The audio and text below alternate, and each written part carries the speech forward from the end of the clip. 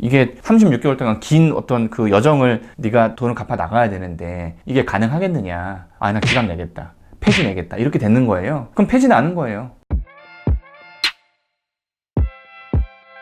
안녕하세요, 김민상 변호사입니다. 저희 이렇게 아파트 뒷길에 이렇게 그 뚝방길이라고 부르는 곳이 있는데 바람이 최근에 엄청 세게 불었거든요. 그래서 언제 그랬는지 모르겠는데 나뭇가지에 낙엽이, 그러니까 나뭇가지 이파리가 하나도 안 남아 있더라고요. 엄청 앙상합니다. 벌써 올 한 해가 다 끝나가고 있어요. 댓글을 보다 보면은 질문들을 되게 이것저것 많이 하세요. 제가 가장 많이 댓글을 달아드리는 게 뭐냐면 나 얼마 갚아야 돼요? 이거란 말이에요. 근데 그런 동영상을 제가 되게 초반에, 물론 이제 쉽게 좀 찍어 드리긴 했는데 초반에 찍어가지고 부족한 부분들이 분명히 있습니다. 그래서 요번에 또 시리즈물로 내가 과연 얼마를 갚아야 되는지에 대해서 3개로 나눠서 그렇게 여러분들한테 다시 좀 설명해 드리려고 해요. 첫 번째는 어떤 걸 알려드릴 거냐면 변제금이라는 게 뭔지, 이 원칙은 뭔지, 언제부터 갚아야 되는지, 어떻게 계산이 되는지 이런 것들 쭉 알려드릴 거예요. 근데 두 번째 동영상에서 뭘 알려드릴 거냐면 실제로 변제금이 어떻게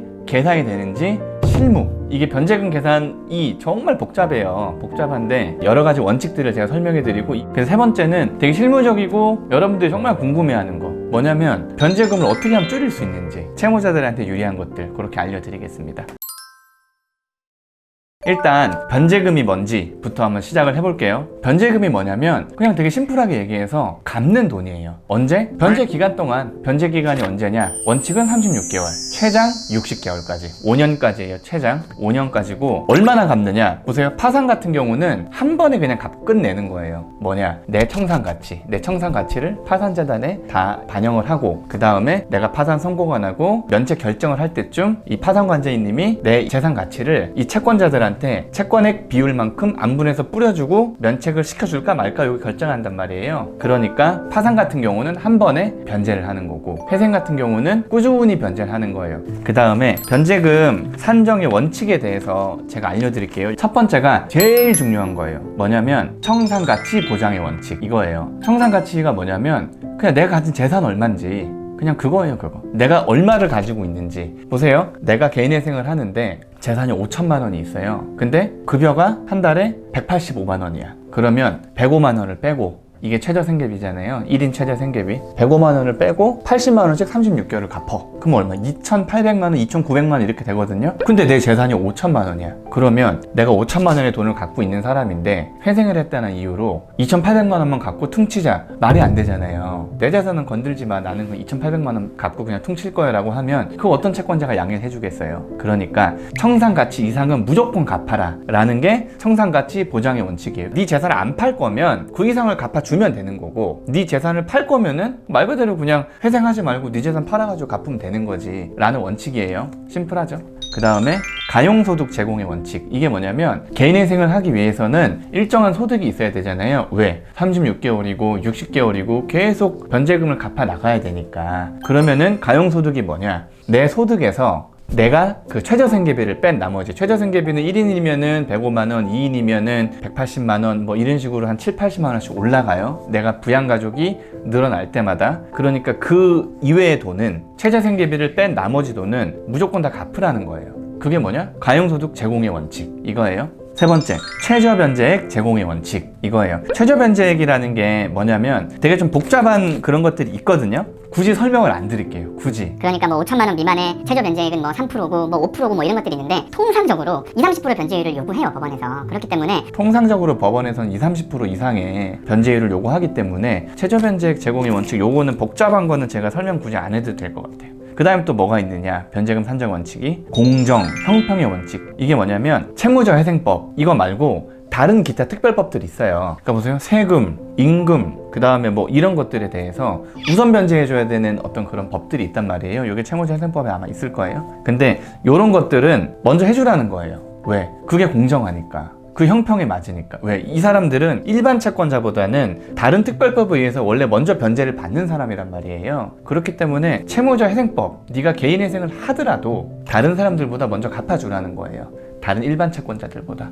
그게 이제 공정 형평의 원칙 이거고, 그 다음에 다섯 번째는 수행 가능성의 원칙. 이게 뭐냐면 변제 계획안을 산정을 할 때 이게 수행 가능한 변제 계획안이냐 이거를 보는 거예요.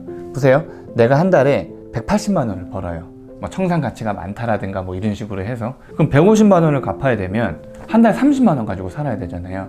최대 생계비가 얼마예요? 105만 원. 1인 생계일 경우에. 그러면은 한 달에 30만 원을 솔직히 사람이 어떻게 살아요? 그런 경우에는 수행 가능성이 없다라고 보는 거예요. 그러니까 인가를 안 내주는 거죠. 가용소득이 급여가 너무 낮다거나 아니면 그 최저 변제액을 맞추기 위해서 뭐 20, 30%를 맞추기 위해서 가용소득을 엄청나게 높게 산정을 한다거나 그러면 최저 생계비가 보장이 안 되기 때문에 그런 경우는 수행 가능하지가 않다라고 해서 기각나는 경우들이 있어요. 그런 경우 어떻게 되느냐, 뭐 배우자가 엄청 많이 법니다, 아니면 어떻게든지 좀 살아보겠습니다, 뭐 이런 식으로 해서 수행 가능성이 있다는 걸 우리가 얘기를 해야 되겠죠. 지금 변제율이 산정되는 5가지 원칙에 대해서 말씀드렸어요. 이 원칙에 따라서 변제계획안이 작성이 될 거예요. 변제계획안을 누가 작성하느냐? 대리인이 작성을 하겠죠. 변제계획안이 확정이 되고 그 개시 신청서를 제출하면 언제부턴가 돈을 갚아야 되잖아요. 그게 언제냐? 통상적으로 2개월에서 3개월 뒤인데 법원에서 요구하는 게 변제계획안 제출일로부터 60일에서 90일 뒤부터 최초 변제를 시작하라 이렇게 한단 말이에요. 그래서 대부분의 사무실들이 3개월 뒤부터 돈을 갚으라고 해요. 다만 여기서 문제가 되는 게 뭐냐면 기각나는 사유 중에 하나예요. 보세요. 내가 신청을 했어. 3개월 뒤부터 갚겠다고 약속을 했어. 신청서에 그렇게 약속을 하게 돼 있으니까 개시가 1년 뒤에 났어. 그러면 9개월 동안에 그 변제금을 모아놔야 되는 거예요. 예컨대 뭐 87만 5,653원 이렇게 인가가 났다. 이게 9개월이면 얼마야? 얼추 돈 1,000만 원 되거든요. 9개월이면 그걸 모아놓지 않으면 인가가 안 나는 거야. 돈을 내가 갚기로 약속한 돈을 안 갚았잖아요. 9개월 동안. 그래가지고 기각나는 경우들이 되게 많아요. 회생부 실무 준칙에 보면은 이렇게 나와요. 읽어드릴게요. 인가 여부 결정 시까지 누적되는 3, 4개월간의 변제 실적을 법원이 변제 계획 인가 여부에 대한 자료로 삼을 수 있고 채무자들로 하여금 향후 인가될 변제 계획에 따른 내핍 생활에 미리 적응할 수 있도록 할 수 있기 때문 이렇게 나와요. 예를 들어 3개월 뒤에 개시가 났어. 그러면 통상적으로 이 신청서 기준으로 6개월 뒤에 개시가 난 거죠. 개시가 나면 통장이 열리잖아요. 그러면 3개월치 변제 금액을 빵 넣는 거예요. 그 다음에 개시 결정이 난 다음에 이 채권자 집행기일이 잡힌단 말이에요. 채권자 기일에 갔어. 그러면은 판사님이 뭘 보겠어요? 뭘 보겠어? 돈을 잘 갚았는지 안 갚았는지 그걸 본단 말이에요. 그럼 80만 원씩 4개월 320만 원 들어왔나? 들어왔어. 준비가 된 사람이구나. 그래서 뭐 채무자 뭐 김민성 씨 열심히 돈을 다 갚으셨네요. 앞으로도 그 빚지지 마시고 채무 너무 발생시키지 마시고 이제 성실하게 변제하세요. 인가 내겠습니다. 이걸로 끝이 나요. 근데 보세요. 내가 돈을 안 모아놨어. 돈을 안 모아놨단 말이에요. 이게 36개월 동안 긴 어떤 그 여정을 네가 돈을 갚아 나가야 되는데 이게 가능하겠느냐? 나 기각 내겠다. 폐지 내겠다. 이렇게 되는 거예요. 그럼 폐지 나는 거예요. 정 안 되면 저희가 이 최초 변제일을 뒤로 밀어달라는 부탁을 법원에 할 수 있는데 솔직히 잘 안 들어줘요. 법원에서 이런 것들. 이런 그 신청 자체를 안 들어준단 말이에요. 왜? 이거 확인하려고. 변제 계획에 따른 내핍 생활에 미리 적응할 수 있도록 적응할 수 있는지 없는지 확인하려고 하기 때문에 이런 것들은 꼭 해주셔야 돼요.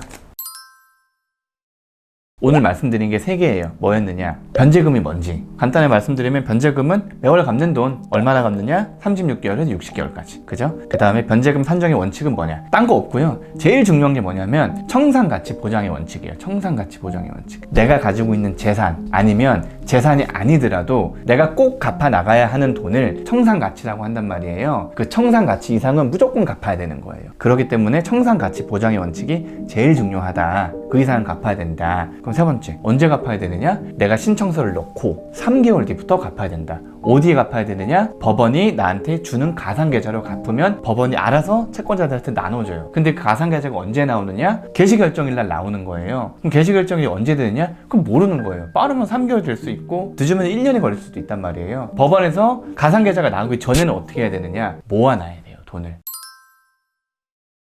어쨌든 오늘 변제금의 아주 기초적인 것에 대해서 말씀을 드렸거든요. 요 다음 시간에는 어떤 말씀을 드릴 거냐면 변제금이 실무적으로 어떻게 계산되는지 그거 말씀드릴 거예요.